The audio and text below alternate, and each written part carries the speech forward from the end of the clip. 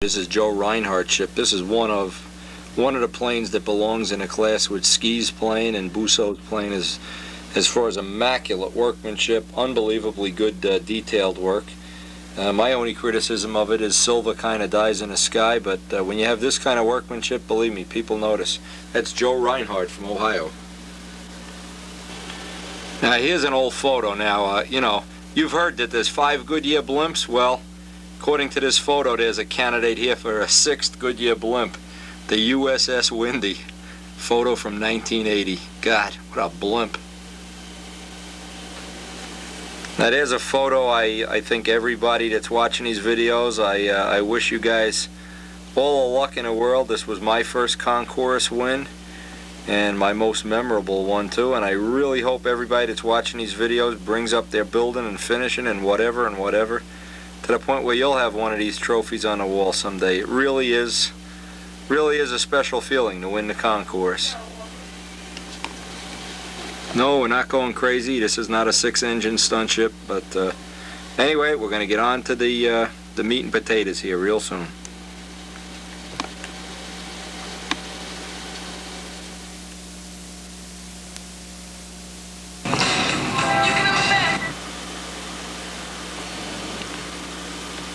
Well, we've got all the buffing done out.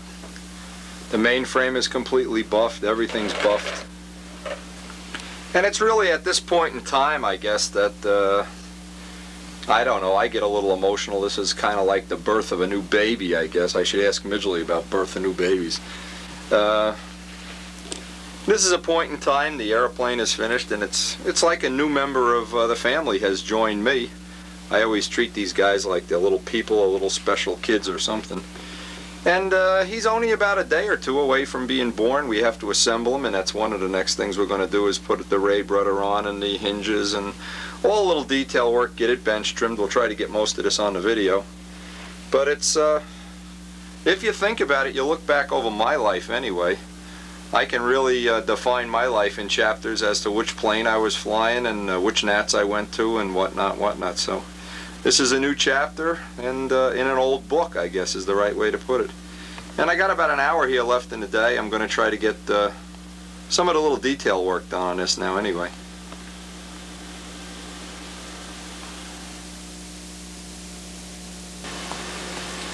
Now at this point in time, one of the first things I always try to do is get all the, there's always a little bit of paint on the lead outs, so we can free up the control system, get all the paint off the lead outs. Make sure everything is free on the control system. Get a little piece of sandpaper in there and just knock down all the rough edges.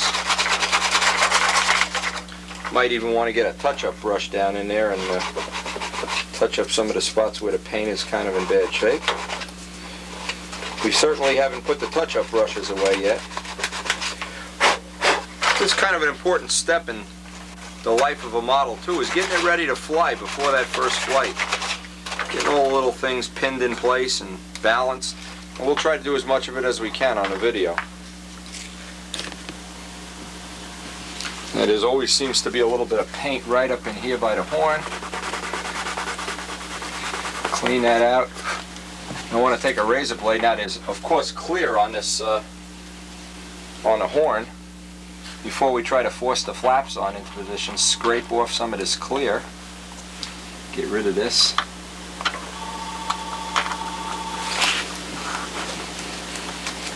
Because we have these little aluminum tubes. Well, you've been following the videos, you know how we built the flaps and everything.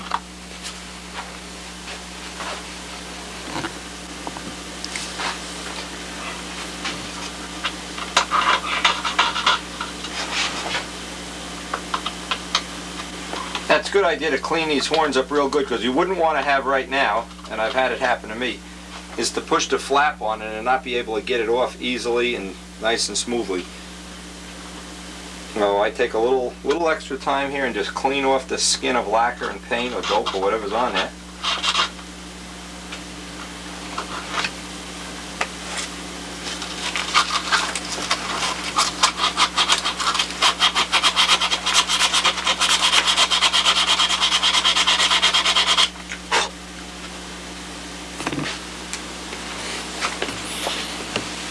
always seems like there's a lot of paint and glop on the tail wheel wire.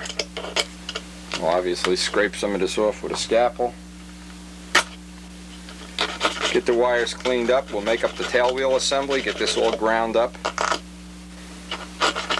Since we'll want to set the CG as soon as we get this fully assembled.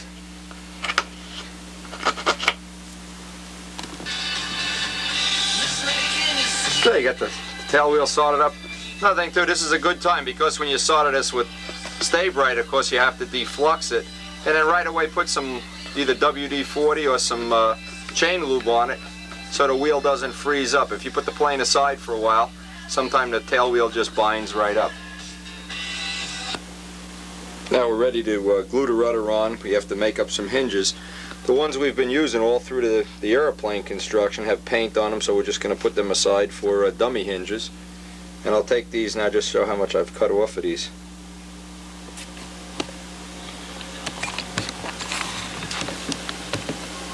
Okay, I cut down these to this size. For rudder, we don't need a long giant hinge. Cut these down. I'll mix up some slow drying epoxy, grease the pin, and slide them in. Now remember, we've been sanding this rudder with the hinges in place so we don't get the big buckles, and if you don't do that, everywhere there's a hinge, when you go to shove the hinge in now, it just puckers right up. And remember, good old-fashioned chain lube. Now all our hinges we're going to do this way. We take the chain lube and spray down a little. You can see how it foams up. Kind of let it settle down, and we just want the pin of the hinge. Now that's capillary action stuff, so that gets right into the barrel. You let that sit out and dry. We need 4 hinges. We'll do this with all the hinges that we're going to put in.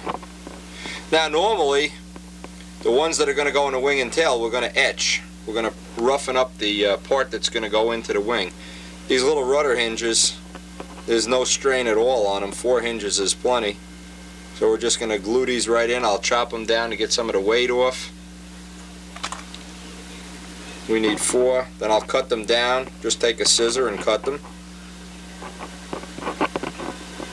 Again, this keeps the epoxy from going into the pin barrel, and you don't have all that nonsense of having them all freeze up on you.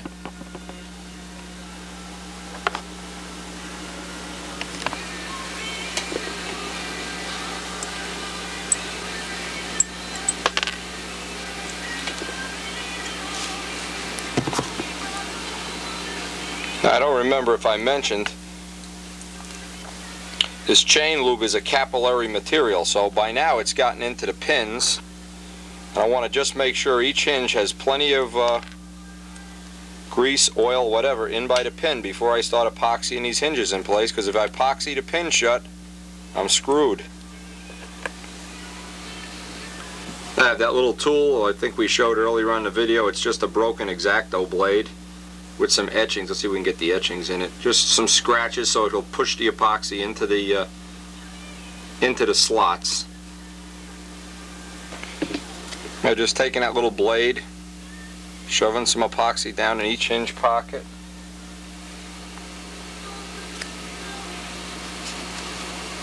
And this is how we'll be doing all the hinges. There's no secret to this. This leaves a nice coating of epoxy all around the hinges. Anytime I've tried to use hot stuff, 1 out of 10 hinge pins gets sticky and bindy and everything. This seems to be the best method I've found.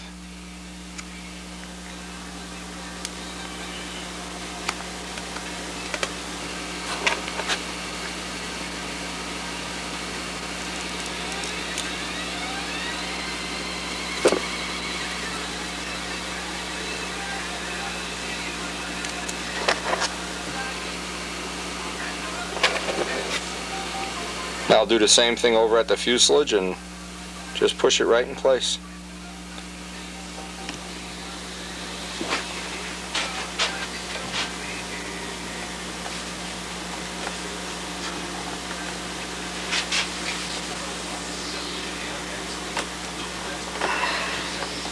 Now the little epoxy that sticks out, we want to get a Q-tips and alcohol. Remember that old thing about alcohol? ruining the paint, so we don't want to be real careful with the alcohol. Minimum amount here. Just take the Q-tips. I'll wipe all the extra alcohol off first. I'll just take the least little bit of alcohol. Just one drop.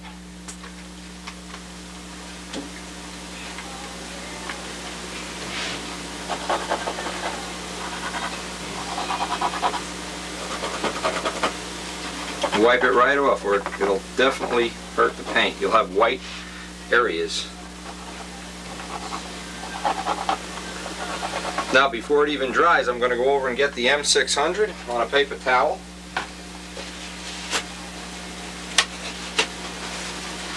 Get the M600 out. And wipe any epoxy off that seems to have oozed out.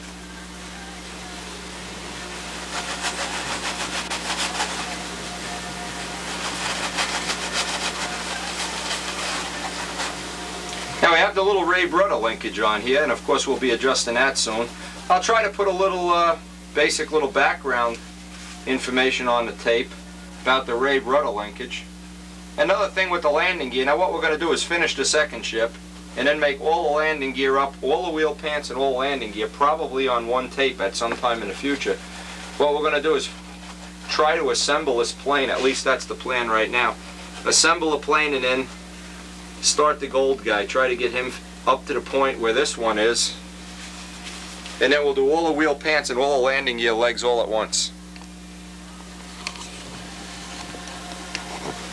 Now here's the elevator hinges. They're normally IM hinges. We cut them down like this. Now I'm going to roughen this surface up with the Dremel tool. Since this won't pucker the elevators, I can just go in and roughen this up with a Dremel tool. Alright, we just etched them up. You can see what we've done is just grind some slots in it here. Let me see if I can get this on the macro lens up close.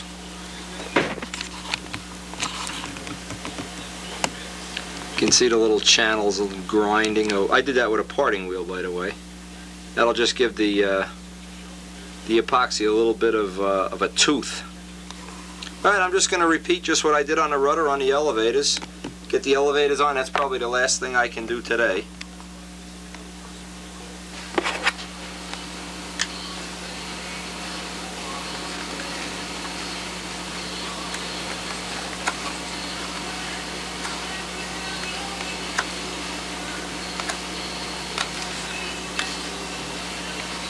Again, we did the same thing. Greased the pins on the hinges. Getting the slots pre-epoxied. Got to kind of work fast. We're using 5-minute epoxy here. One elevator at a time. In this case, the elevators are not removable, so what we're going to do is epoxy the horn in place too. We'll get some epoxy down in there while we can.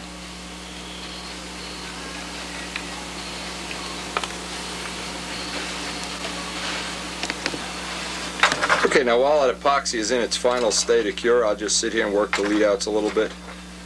Clean up anything that gets on the elevators with a little bit of M600. Kind of babysit this. And then pull on the elevators and make sure they're nice and solid. As soon as that one's dry, I'll go out and do the other one. That'll probably be it for today, and we'll pick this up tomorrow on the video. It's been a long day. Now today, a couple of things, just a couple of ideas of why I did this. Maybe this information will be of some value to you. What I did, I cleaned the lead outs yesterday, set in the elevator hinges and the rudder hinges. Now, at this point in time, the reason for doing the elevators, and I've let it dry overnight, there's a reason, is now I want to see if I have any binding in here at all. And it looks like this is really pretty free and clear. Rudder is nice. We're going to set up the Rabe linkage hopefully either later today or tomorrow. Only have a couple hours today after work. Okay, if I had some binding now, here's the reason why. I wouldn't want to go up here and not know if the flaps are binding, the elevators are binding. I have to work each hinge individually. Now I know I've got it down to 6 hinges. If this just happens to bind, I can pick one of 6 hinges and try to figure out which one it is. When I have all the wing hinges in, and then I have a bind in the controls, it's really a problem. So Again, this is my suggestion, is always do, and if you have extra time, since we did the elevators with 5 minute, we're going to do the wing hinges with slow drying epoxy, because we want to pull that wire out and let everything set up right with the removable flaps. What I like to do now is I'm just going to run a little bit of that chain lube down in here. Again, this will mess you up the finish a little bit, but right now we don't care. We know we have pretty nice free movement here, so I'm going to go down before I even start the elevators and just give this a little shot of the motorcycle chain lube. This will start working, and now the epoxy's cured overnight. You wouldn't want to put this in before the epoxy really takes a nice cure. And you just foam this in. It's capillary action. When I'm finished with the top, I'll flip it over and do the bottom. One can will last a lifetime, believe me. I had this can, I think, since I was racing motorcycles 10 years ago, 15 years ago. But anyway, this gives you a little advantage, and I know one of the problems I've seen a lot of people have, a lot of guys have come down to the shop here, put the hinges in right in the shop with slow drying epoxy, gone home, put the plane on the wall, and the next morning the hinges have all kind of binding and sticking and everything.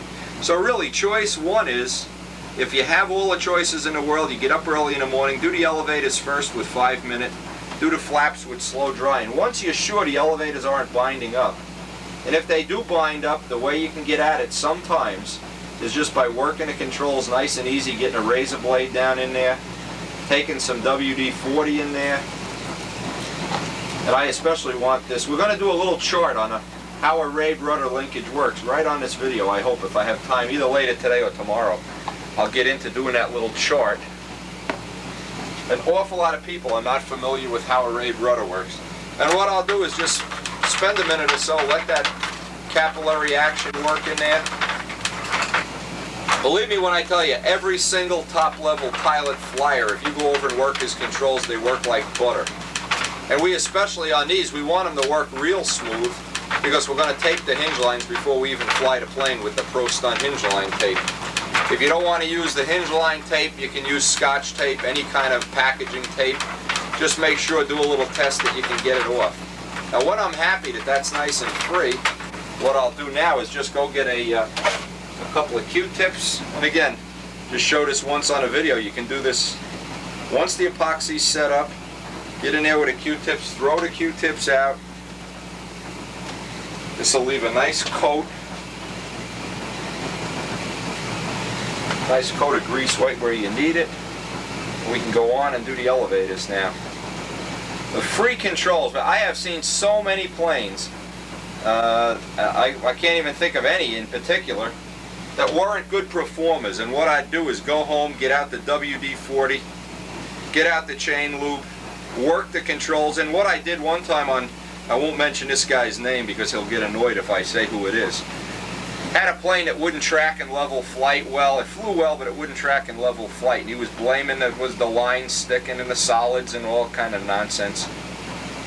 I went home, there was a football game on, and I spent the whole football game with WD-40 right here at this table. WD-40 in the hinges, and I had my grandson doing this for a whole football game. We wore the hinges out. And once we got the controls totally free and totally smooth, we went out and flew the plane, took out all the nose weight, the plane flew in level flight like a rock. It was unbelievable.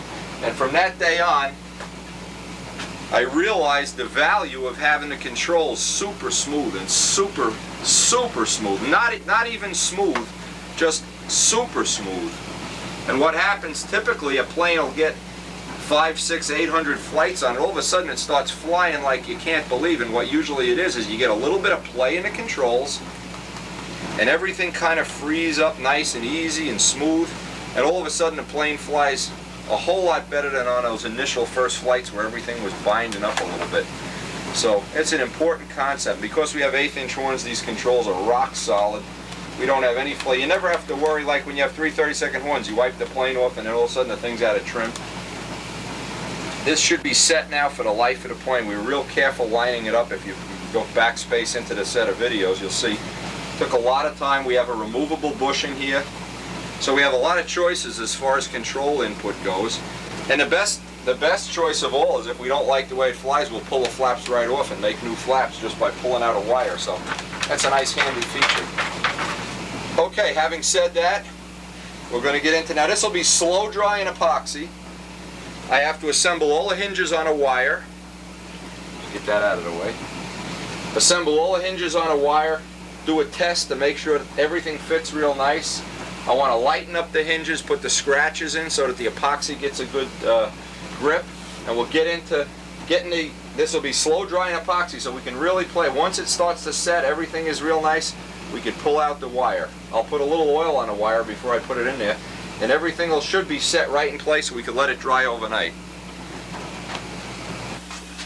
And what I like to do, the first thing, take the flaps and get a little bit of the paint off on the plywood edge so I keep the fit between the fillet and the flap.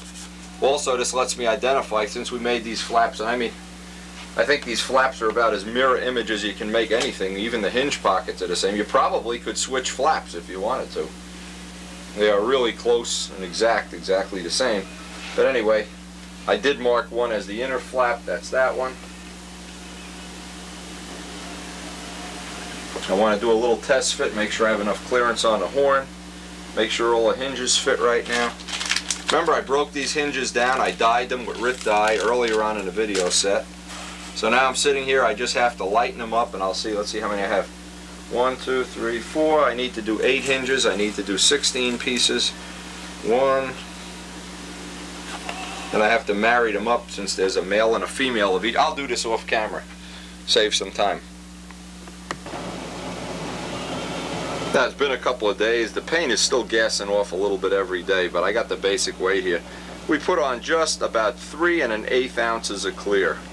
And I guess the other 1/8 ounce I can buff off or clean if I like to wind up with 3 ounces of clear.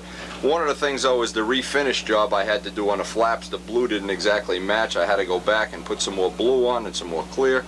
So I'm sure a lot of that weight is actually in the flaps. And if I have to, there's no problem. I'll just go back and make another set of flaps if that becomes a real problem. Anyway, we did hit the target weight on the 3 ounces of clear. It is buffed out nice. And I'm just waiting. I have the hinges on here. Getting ready to do the hinges.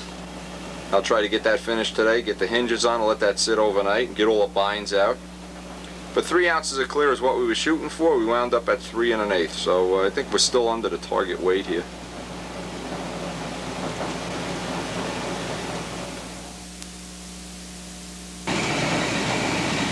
Now I set up the flap wire with the hinges on it. Grease the wire. Run some grease in the barrels of the hinges. I'll mix up some epoxy now, some fresh epoxy, and get ready to put this right onto the flap. Pretty much the same thing we did on the elevators, no difference. Just going to have the wire in place while this is drying.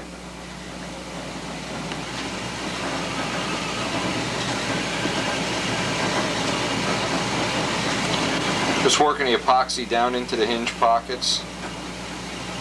I set my stopwatch so I have a good half an hour to work this epoxy before it starts to harden up.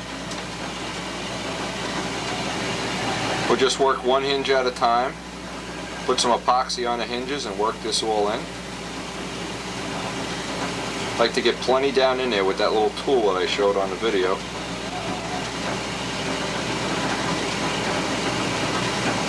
And just do one hinge pocket at a time till you have all of them done. Now any of the epoxy that doesn't work its way down in there, I just pick it right off with a paper towel. Make sure there's plenty down in there. And we'll lay out the hinges. Now I want to get a little bit of epoxy on each hinge. What I do, I pick it up with my bare fingers and just work it into the hinges. And I'll clean my fingers, of course, before I go ahead and do the flap.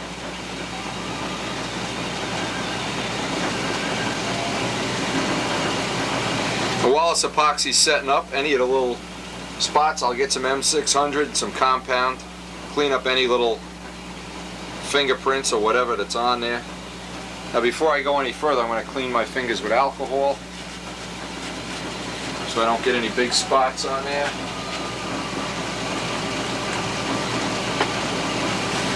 And we'll set the hinges in place and just push the flap in. While that's drying, I think we'll have time to set up the ray rudder.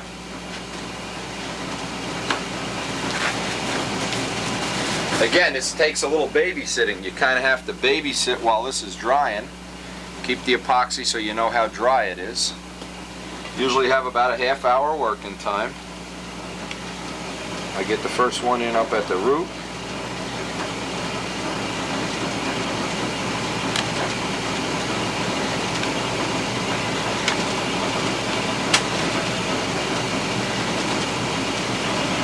Just try to keep the hands a little clean. One by one, push the hinges up into position.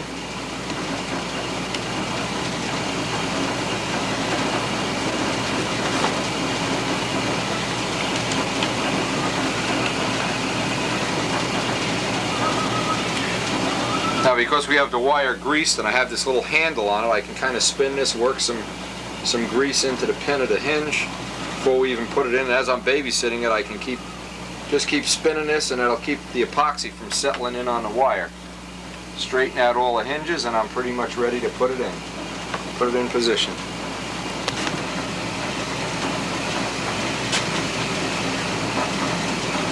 The same thing, working the epoxy down into the slots with a little tool.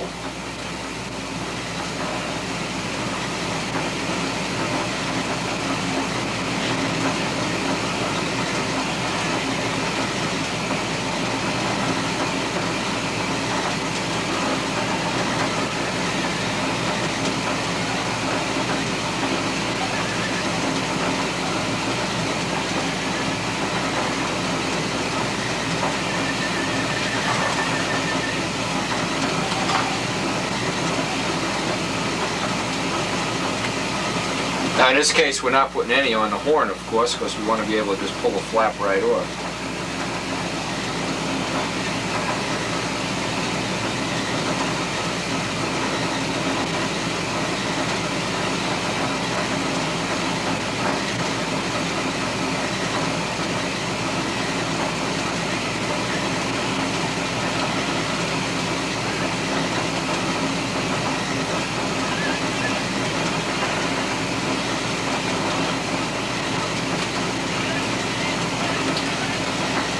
Okay, we're ready to put the hinge in.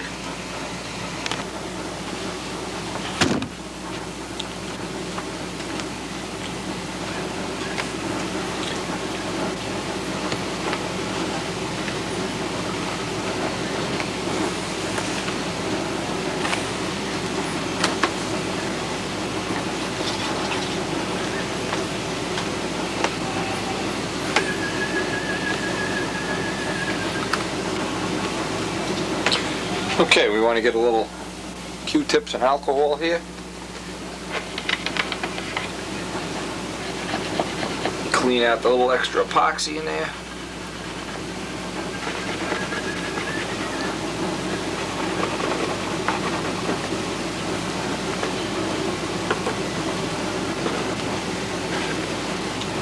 And we'll carefully go down to the bottom and then clean off all the fingerprints off of here.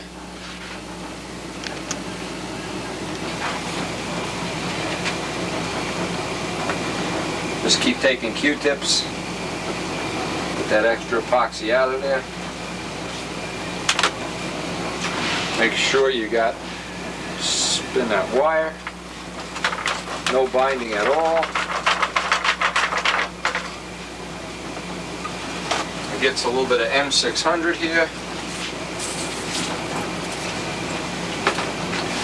just to kind of clean off fingerprints up here too.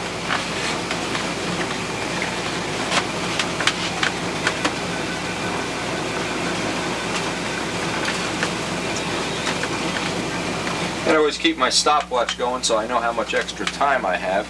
Typically with the 45-minute epoxy, you got a good safe half hour before everything starts kicking off. And once you get this all in position and cleaned up, then we'll hit it with a hair dryer. Let's do the bottom.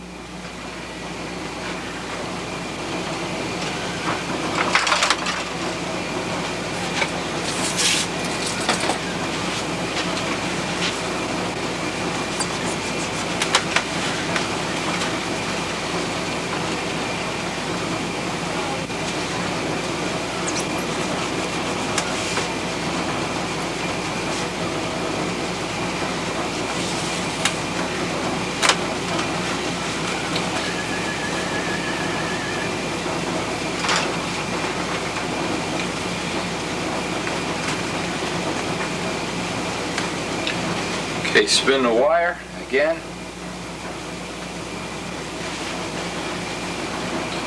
Keep everything pressed up tight.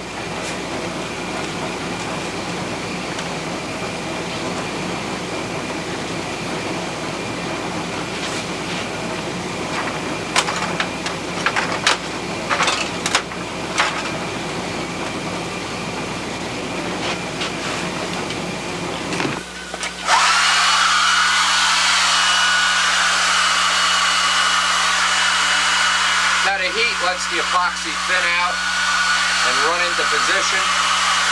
Just keep rubbing your hand on it, make sure you don't blister up the paint.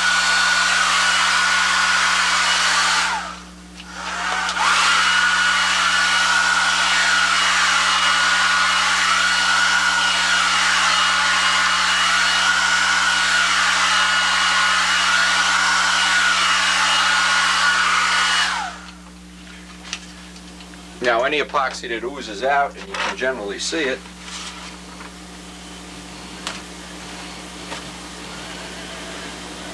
now we'll spend the next hour, hour and a half while we're doing something else here, babysitting this. In fact, while we're doing this, we can hook up the rabe linkage, the rabe rudder linkage. Always try to find something to do while something is drying. Time management. I'm so smart, how come I'm not rich? Okay, feels pretty good. Again, we'll check it out. Make sure we have all the fingerprints off of this finish. And once everything sets up and sets into position, now what I've done is I've saved the epoxy so I can tell when this starts getting sticky and chewing gummy. When it gets solid, then I know I can pull the wire out. Okay, we'll let this dry. We'll work on the rabe rudder linkage for a little while. Now, if you remember when we drew up the plans for this, we incorporated a rabe rudder linkage like I've had on pretty much all of my planes lately, except for the few that haven't, have been converted over to the point now where every plane has a rabe rudder linkage. And basically the reason for that is that in trying ships without a rabe rudder and with a rabe rudder, I really do prefer having the adjustable feature of the rabe rudder on here. Now what does it do, and why do we wind up using it? First thing I want to do is show this. When you design up your plans, or if you build from plans, this is what you need to have. You need to have several adjustments in here. You can't just have one adjustment, it's just simply not enough. You need to also calculate out the length of this wire, just like this is, so it almost touches the horn at any given point. And I'm gonna take a minute out of here and try to describe all the reasoning behind the rabe rudder linkage. Now, obviously we have to find a, and I have a box with them, a little link here, and then just basically bench trim this to the median setting. We'll try it right at a middle setting and see how that is before we go fly the plane. Now looking at miscellaneous, but here's one right here. Try to pick up a little clevis. These are little RC clevises. I did have some that were dyed. Why don't I have some that are dyed here? And what was involved here, we want to screw this little clevis end on, a little RC end, whatever you want to call it. And we'll shoot for a minute, like I'll call it a median setting, mid setting. And then after we fly the plane, we can either dial in. As the prop gets bigger, diameter of the prop gets bigger, you need more and more rabe rudder linkage to compensate for it. If you're going to use small diameter props, 3-bladed props, you can get away with a little bit less travel and still accomplish the same thing. Again, I'll do this rather than fool with this. I'll get out the paper and do a little diagram.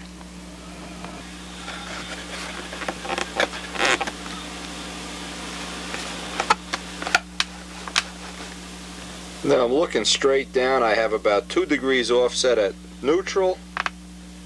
When I go into up mode, it goes to neutral, back to 2 degrees offset.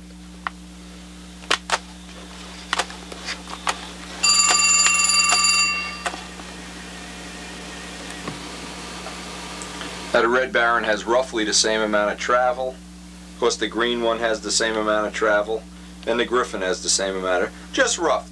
This is just rough numbers you get in your head before you go fly the plane. Now I'll take out the chart to try to give you a little idea anyway of, you know, try to give you a little idea of, you know, where you can start and what's accomplished with this Rabe rudder linkage.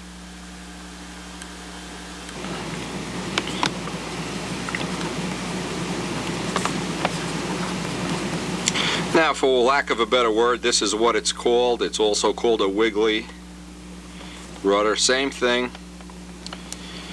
The development and the idea, as far as I know, and I could be wrong, come from Al Rabe, who was obviously one of the top people for a very long time in the hobby.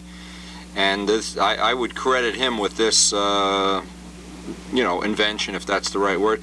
However, Big Jim has, for a long time, been one that's encouraged people. That normally this idea had died with the semi-scale planes. Big Jim had kind of brought it up to date and used it on many of his designs.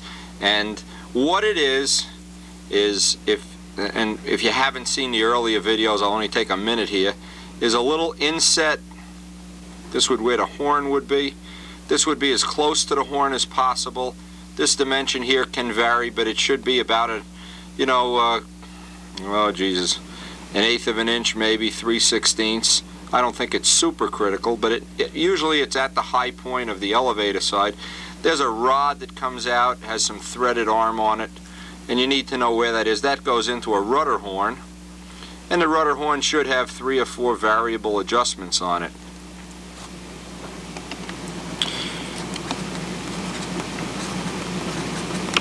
There's several names for this. Ted Fancher has his private name. Al Rabe has his private name. Bob Hunt has a private name.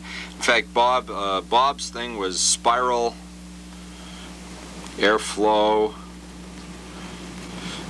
Since I'm not a, you know, a real engineer, that's a good word. Since I'm not a person that can document this in any way, I don't know exactly what the right word is. I'll say Ted and Al and Bobby can all have their own words, but I know it's a real thing that exists. It exists relative to the diameter of the prop. It's the diameter of the propeller and the amount of blades that determine this effect, whatever it is we're going to call this effect. And this effect, in our event, when you turn let's look down from the top of the airplane. When you turn an inside turn, it wants to point the nose away from the circle, giving you more tension. When you turn outside, it points the nose in at you. This is the reason for the Rabe rudder. Now, it just happens that you can counteract some of this with the rudder. When the rudder and this offset each other in perfect harmonious synchronization, you have a well-trimmed plane. When these are not in harmony, and there's several things, several factors that go into this, you can have all kind of wiggling situation, yaw situations, weakness at the top of the hourglass. Several things can be wrong with an airplane. Now, if you were to trim an airplane, and you trim it this way, and this is Greenaway's method of trimming a plane, not necessarily mine either, but I just want to make a note of this. This is 0 degrees of motor offset. Lead out rake 1 inch to 1.5 inches behind the center of gravity. Then your Rabe rudder will usually wind up in neutral at 0, and at full travel, at full down travel, somewhere between 15 and 20 degrees. As you can bench trim it in that way. If you use 0 engine offset, 1 inch to 1.5 inches lead out rake, this number here will be a good ballpark place to start. And this assumes that on a 60, let's say you're using a 13-inch prop, on a 40 you're using a 12-inch prop. If you're using tune pipe engines, you're probably running smaller prop diameters, maybe more blades. But this is a good ballpark. This will get you started, this will get you flying situation.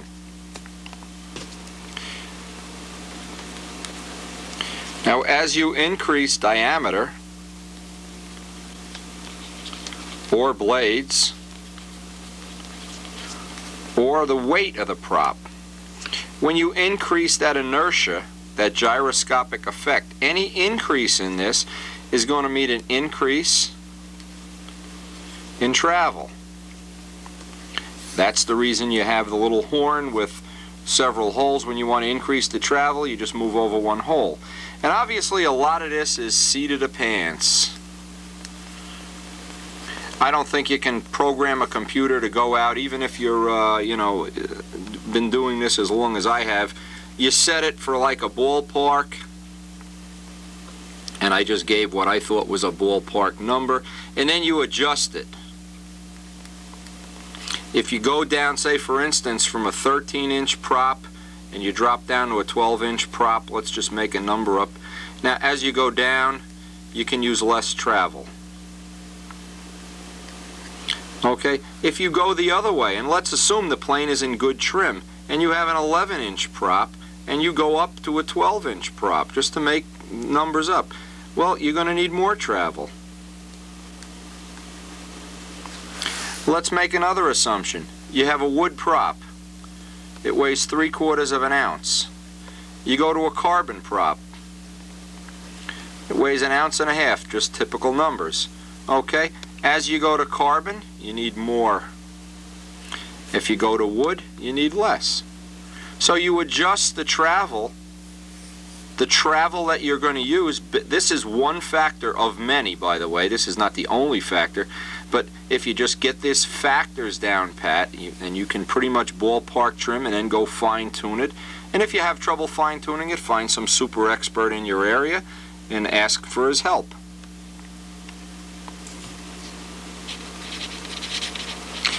Now, I said there was more factors to this, the prop weight lead-out rake. As the lead-out rake comes back, further and further back, you need less travel. As the lead-out rake goes forward, you need more travel. Assuming that you already have the plane trimmed and you're making adjustments. Okay? Relative to the CG, and we measure from the hinge line forward, if the CG is at 7 inches and the lead-out rake is at 8 inches, just to make rough numbers up, that's 1 inch of lead-out rake travel. That's about normal. Then you could go back to that 10-15 degrees of rudder travel. If you decide you're going to have a real nose-heavy plane and have the lead-outs come right out the front of the wing, which is one of Jimmy Casale used to do that all the time successfully too, is really make the plane nose-heavy, get the lead-outs up on the front of the wing. You get another set of values, and usually then you would need less travel. At least this has been my experience from having switched planes back and forth. And keep in mind, one of the things I've done is I've taken the same plane. Let's take the green guy, for instance, which you've probably more than likely seen all the videos on. It originally started with a 60 with a muffler, and that generally used a 13-inch prop. We went from that to a 60 with a pipe. That was running 3-blade props, typically in a 12-inch range. Then we went to a 51 on a pipe, and that was running props 11.25 inch to 11.75 inch. Okay, and then we're back now to 40s and 46 VMAXs, which run in the 11 to 11.5 range, sometimes 12 inches. You never can make a statement because these engines vary so much in the amount of power they put out when you adjust the pipe. So what I'm saying is, not many people in the country have the same plane. In fact, maybe there's nobody. Who knows? Maybe I'm the only guy that's done the 60 muffler, 60 pipe, 51 pipe, 40 and 46, all in the same plane. And in that same plane, I at some point in time, and it's on one of the videos, I believe it was when we were running the 51 or the 46, I went from having no rabe rudder. When I put the rabe on and did some final adjustments and final trims, much, much better. My suggestion is, no matter if you have a 35, a 40, a 46, or a 60, whatever you have, it'll always be better with a rabe rudder by some amount. Now, when the rabe rudder is adjusted properly, the way you can tell if you're pretty near where it should be is you'll have inside loops and come around and you'll do outside loops. And right up here, you'll have equal tension. When you have more tension on insides than outsides, okay, you need more tension on outsides, okay, increase the travel. Anytime you want to increase the tension on, let's make a chart. Inside. Anytime it's an inside part of the pattern, outside. Okay? When you want to increase the tension, okay, you want to, first off, you want to figure out where it is that you're losing tension. Typically, if nothing else, if you didn't have a ray rudder, you would have more tension here because the GP of the prop, the GE, or the spiral airflow pushes the nose out. On outsides, right about here, it gets soft. Right about, soft. Okay, so you would dial in a little more tension, a little more ray rudder. And, okay, outside squares. A typical thing is you fly up here and you want to go down for the outside square. When you get back up here, that right here, you have a tremendous wiggle. It'll go, up here, okay. This needs to be adjusted. If you put in a little more travel, you can get this to be a relatively smooth corner. You can get rid of some of that. The wing over pullout into outside, when you make a hard pullout into outside, an outside corner into inverted level flight, that corner tends to get soft. When it's soft, more travel. These are just some of the things you can accomplish when you have a ray rudder at your disposal. Okay, on inside corners, it'll pull away. The nose wants to pull away, but on outside corners, it wants to turn toward you. Another way to get around that is a reverse belt crank. We're not going to talk about that now. That helps. Obviously, if you haven't seen the trim videos, go on, spend a few bucks and go look at the trim videos and save yourself a lot of aggravation. Okay, I'll just mention one other thing. This is typically the square 8.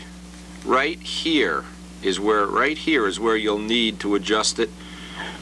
So you go from an extreme outside turn to an extreme inside turn, and you need to be able to get it just right. But the best part, top of the hourglass, you can just dial in some ray rudder and get more tension. Just by dialing in a few turns on that ray rudder, you can get more tension up here. You can decrease tension. And this is why in the overhead 8, typically the outside part of the overhead 8, it gets a little free flighty and you want to get down on one knee. Well, go in a little more travel. Anything that's an outside turn, increase the travel. Okay, if you understand this, and obviously the video is not meant to be a trim video, but if you understand what's involved here and you get a rough idea, you'll have a giant head start on getting the plane trimmed and having it bench trimmed, and that's what we're doing right now. In other words, when we want to go out to the field, this is what we want to have. We want to have the CG, you know, at, let's just make a number up here, at 20% of the wing. We're happy with that. That's about where we want to fly. Okay, we want to have 1 inch of lead out rake, 10 to 15 degrees of rabe, 1.5 to 2 ounces, and this is, okay, we want to have more tip weight than we're normally going to be, you know, using. We want everything. This is a safe way to trim a plane. Now you're in safe heaven. This plane is not going to chase you. It's not going to come in. And little by little, we'll pull out the tip weight, go up or down on the ray rudder linkage, and we can go a little farther forward on the lead outs, get more turn, a little further back, get some stability. But this is a good place to start, right about here. This will get that plane. And right now we're at the point where we'd like to bench trim the plane, even though the weather is awful and we can't fly. Just knowing this much and going and watching the trim videos, you can probably get that first flight to be safe. Okay, do it. Not sit there worrying if the thing's going to chase you and make you crazy. It's a good way to bench trim a plane. Okay? Now, I've tried to engineer in a ray rudder into every plane I've built in the last few years, and the ones that haven't had a ray rudder, I've retrofitted. That's the end of this discussion. Even if you have a ship that's already finished, you can retrofit it. And that's been documented on many videos. I don't even want to go back and talk about it. Is make yourself a retrofit. I'd be willing to bet when you do it right. Oh, by the way, one other thing, I don't want to forget this. When you light, I showed where to put the in the side of the elevator, where to put the horn. When you have the hinge for the rudder, you don't want to have the horn way back and you don't want to have the horn sweeping forward. you want to have, here's the fin and here's the rudder. You want the rudder to be right up on the hinge line if possible, as close to the hinge line as possible. This gives you the right geometry for travel. If the horn is further back in the rudder, you get all kind of exponential in and out that you can't seem to dial out any other way. That's an important little factor too, you just might want to know. So I've tried to put what I know. This is what I know, but most of all what I know is you've got to go fly, trim, on and on and on until you get exactly the kind of performance you want. And Al Rabe was famous for saying, and I'll give him the credit for this saying, that the day you finish... Now this weekend we went to John DeTavio's birthday party. It was a lot of fun. But this has been sitting here over the weekend now, and I'm just trying to look and see. Now usually when you try to work the controls after the epoxy's hardened up, they're kind of stiff, to say the least. So what I'm going to do here, get out a little bit of WD-40, put that little tip on the pen.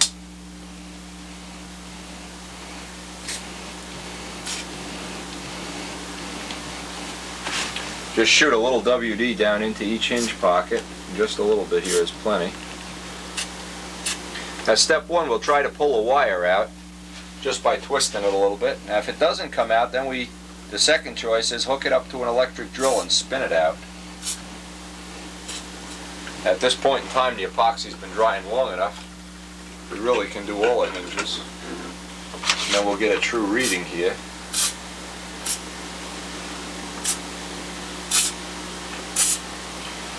Even get a little bit on our Rabe rudder guy here. Okay. We'll let that soak in for a little while. Now one of the things that's still left to do is work these controls in a little bit. One of the things that's left to do is I want to make another set of flaps up. See, this is still a little stiff, so what I'm going to do is get an electric drill and just spin this wire right out. That's easy. You can do it by hand, of course, but you sit here, it's like unscrewing a 10-foot threaded rod. Alright, so I'm just going to clip the end of the wire, chuck a drill to it, spin it, and pull it out. That's the next step.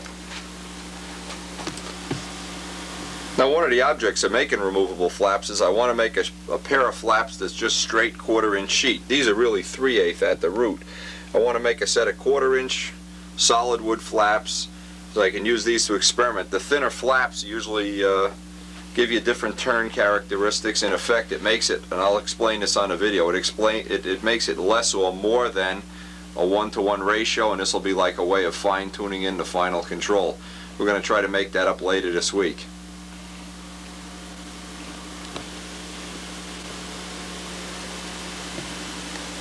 Now this again is just going to spin the wire, and same way we take the rods out of the wing. You know, after you build a built-up wing on the rod, using the rod method, you can kind of spin it a little bit real slow and just pull the rod out. Same thing we're going to do here, no difference.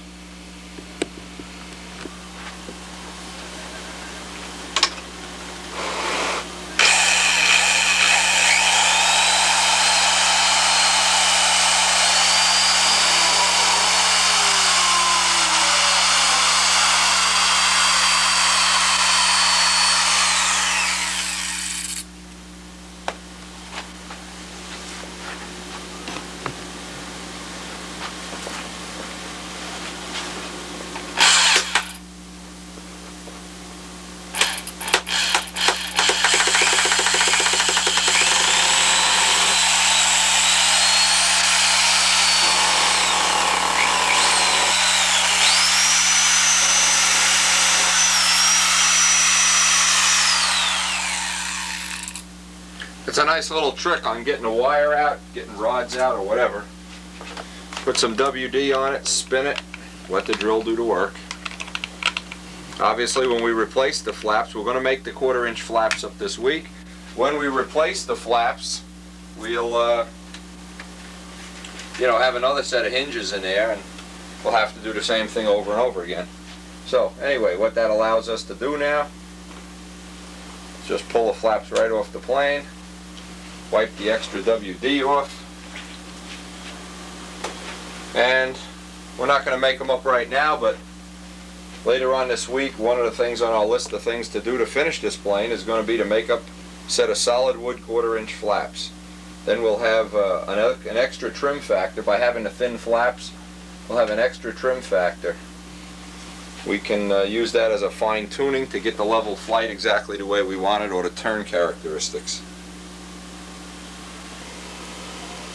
Alright, one of the next things we want to do on this is set up the tank. And I just want to do a little dissertation here so you can understand.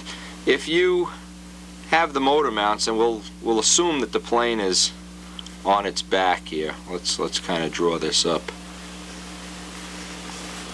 Okay, and you have the normal motor mounts here. The wing is coming in here. It's upside down. Now, the motor here is resting on 1/8 inch aluminum pads. All of our planes are sitting on pads, and we generally build in the first 1/8 inch of tank shim we build in. So this assumes that the motor is now sitting on the floor as if there was no 1/8 inch aluminum pads. This is going to assume this. And what this means is now, normally on a 60, a 46, a 40, these are all STs, a typical tank shim will be between a 1/16 and an 1/8. Somewhere in there is going to be your perfect tank shim. Again, this assumes you have aluminum pads, an 1/8 inch tank floor, these 3 motors, and a 51, by the way. 51 usually uses an 1/8 or more. Okay, but a VMAX, and we're using a VMAX to set this up, 40 and 46, is going to require somewhere between 1/4 and 3/8. Now, a lot of people have a misconception, and where the misconception is, let's try to do this a little more logically. They think that the motor is, what they're measuring from is the needle valve, and let's look at the front of the tank, and they think if they get this married up with this, well, close. But not on Schnurly ported motors. Schnurly ported motors generally need, the more radical the timing is, the more of a tank shim they need, and the reason they're doing that is on inside loops, because a Schnurly ported motor does not have as good a fuel draw as a non-Schnurly motor. The ports are so big and the volume of the crankcase is so large.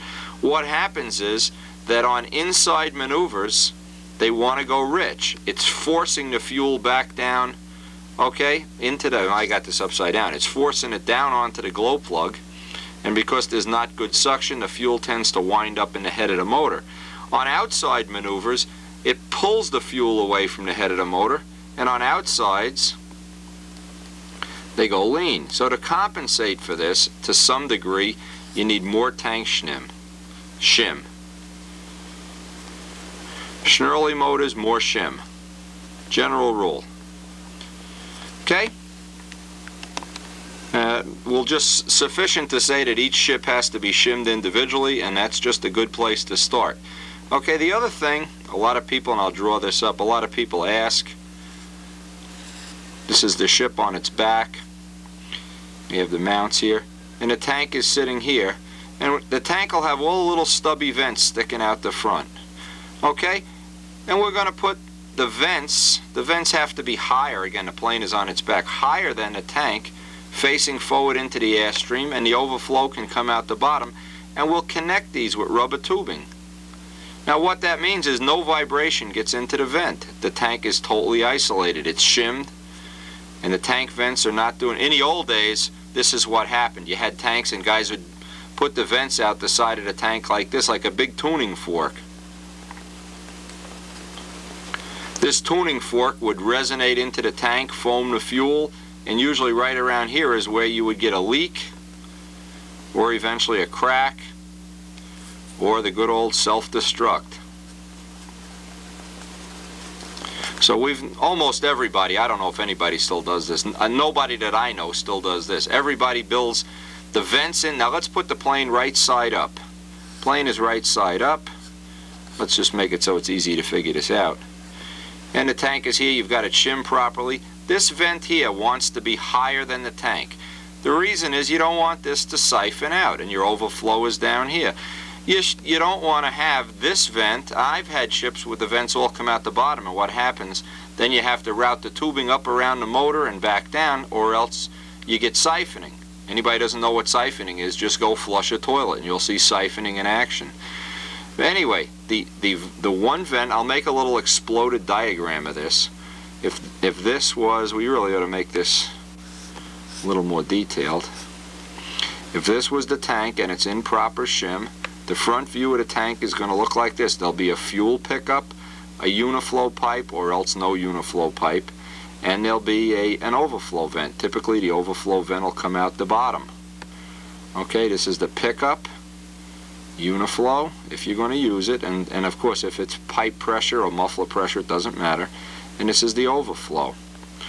Okay, so normally the pickup tube is going to go to the motor and connect to the spray bar.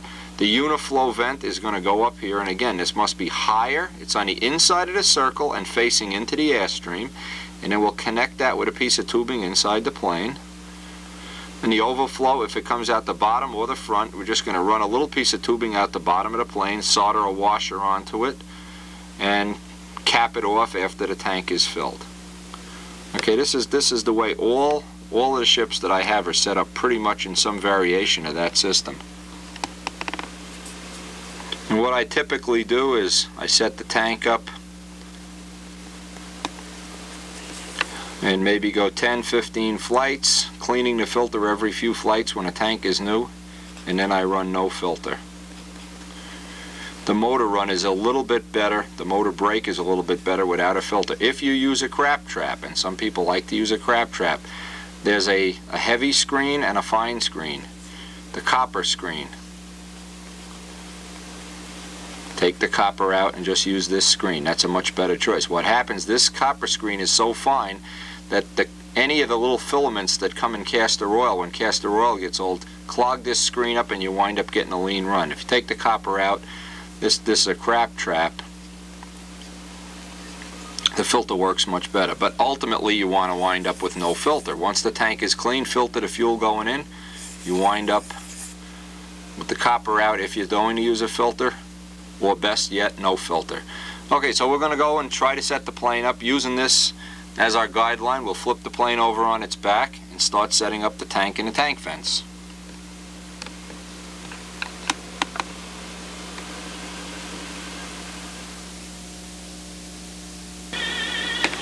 Step one is we want to clean out all the extra dirt and fuzz and everything in here, so we're working with a nice clean engine compartment. Now, just to fit this up, I'm taking a 6-ounce tank that I have in stock.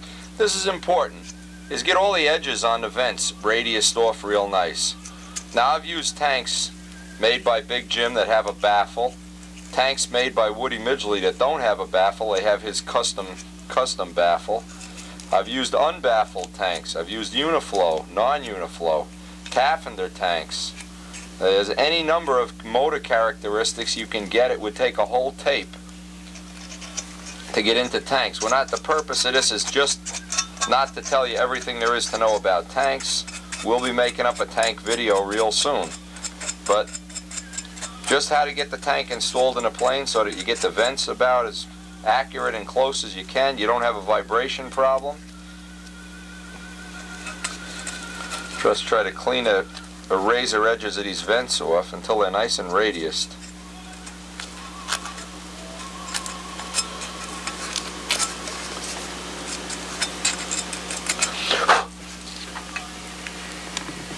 Now, needless to say, before we ever use a tank, I would much rather, when I set up a new plane, have a used tank in it that I know doesn't leak, I know is clean, whatnot. When you store a tank over the winter, leave castor oil in it, fuel, WD-40, anything, so it doesn't rust. Now, this is a used tank. I'm going to put this guy in just to fit up all my vents. This is one of Woody's tanks. To make sure it's clean, I've pressure checked it. Make sure all these edges are nice and smooth. Also, it doesn't hurt if you have some 80 grit paper. Put some rough scores in the tubing so that the neoprene gets a better grip, a better seal too. Okay, we're ready to put the tank in a plane. Okay, we'll just set the, you can see how much we'll be able to shim the tank now. We'll just set this in here, shim it in the midpoint. Now this is really the first part of it. We've shimmed this up with 75,000 sheets of balsa. This is just a temporary shim. This is just to get, when we go do the test run and the test fly into the plane, obviously we can go up in 16th increments or we can go down in 16th. These are 75,000, it's a little more than a 16th. You can see how that thing is shimmed in there.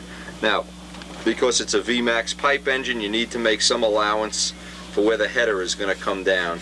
And sometime, and this may be one of the cases, you'll have to take a little piece out of the tank here. Even if the tank rises up too high, it hits the header, and you've got to put a little belly in the tank. We don't know that yet. Alright, I've radiused this all off nice and smooth. The tank, by the way, is good and solid. This is not one of these deals. Don't try packing this with foam, rubber, or anything. What you want is the tank in there like a rock. Now once we're finished and we test fly the plane and we know exactly what these shims should be, what I'm going to do is take all but the last 16th and glue them in position with epoxy, top and bottom, so I can go up a 16th or down a 16th. But right now I want to have that variation, because again, we're using Big Jim experimental motors, and some of the ones with lower compression need a different tank height. As you change the compression of the motor, the tank shim needs to go up a 16th or down. But most of these will get permanently glued in position, and then I'll make the last one out of 16th plywood and fill it full of holes. Okay, now with the motor in place, I'm going to put the final little bends in this. I want to bend this one so it's a little further away from the header, and this one a little bit further away from the header. I can put those bends in. The idea is to get the vents to clear the header and not rub up on the header, or get as far from the header as you possibly can. And what I did, I set up the original tank, put that one aside, and then I set up my backup tank in here. This vent has to go, this is just to clear the header. Keep in mind the header comes here. This vent has to go off to one side, this one has to be shortened a little bit. And I've got the median shim in there. Now I'm going to start fitting up all the other components of the nose here while I have it sitting on its back. I'll probably make the tank vents up next and try to show that before we bury it with the motor. I get out the copper box here, get all my little copper tubings out and copper tubing benders and whatever, and try to get this started today too.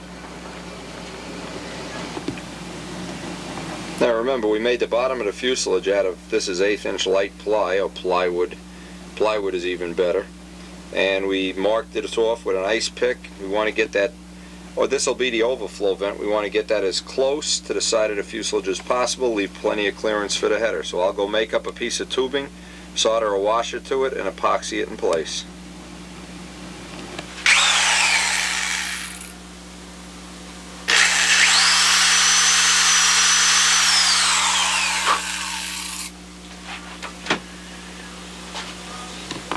So just drill a hole in this ply. Now we'll pull all this extra paint off that's going to be underneath the washer, get some epoxy inside here so this is sealed up and fuel won't get in there as time goes by. Now this is a little vent I made up. I just soldered on a washer from a 440 bolt, and I roughed the tubing up. You can see where I put a lot of scratches and gouges in the tubing here with the parting wheel. I'll soak this with epoxy, and I'll just rotate this so it clears. See, I have it so it clears the header. And all this is going to be is the overflow vent. This will be the overflow vent. I'll just epoxy this in place, then I'll flip it over and make a little puddle of epoxy inside the fuselage to act like a little brace. Make sure this is out of the way of the header, test fit the engine, and this will be the overflow vent finished, and then we go on to the other vents. Now you can see that vent going into a nice little puddle. In fact, I got some extra epoxy dripping off here. Into a nice little puddle of epoxy.